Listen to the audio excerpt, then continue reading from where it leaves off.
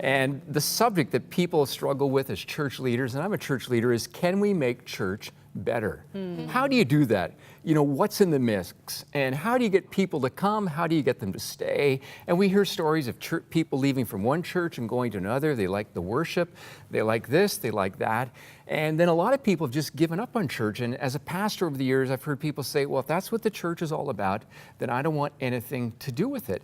But we have a great opportunity to change that. I'm excited that in Canada, what I see is a renewal, a resurgence. People are searching. People are saying, okay, I'm open. I want to try it out. And they've come up with some very simple things that seem to be the drawing catalysts in churches. You know, and I think humility is not a bad thing sometimes as the church. We just need to, you know, humble ourselves and say, you know, we don't always get it right.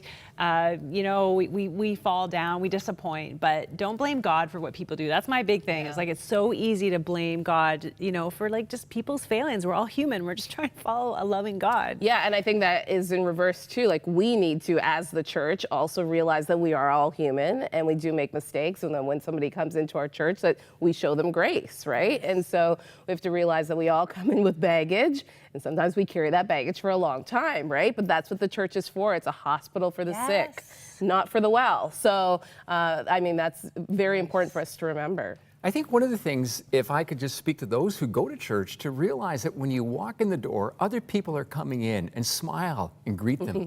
You know, sometimes when I haven't been preaching, I go to other churches and visit, and I actually take note of what happens. Many times people come and we're just absorbed in ourselves. Yeah. And I find when we're absorbed in ourselves, we never hear God's voice for how he wants us to reach out and connect with somebody. Yeah. And it's so easy to do that, because that's one of the things in this study that people are looking for. They want to know if they can have a genuine connection. They might not articulate that, but they want to know, is somebody going to care? Is somebody going to talk to me? Are they going to ever follow up with me? And that becomes part of the journey. People, words like welcoming, accepting, belonging, authentic, those are all the catchphrases, but it starts with me, it starts with you. It's true. It's hard for people to believe that God loves us when we don't show it.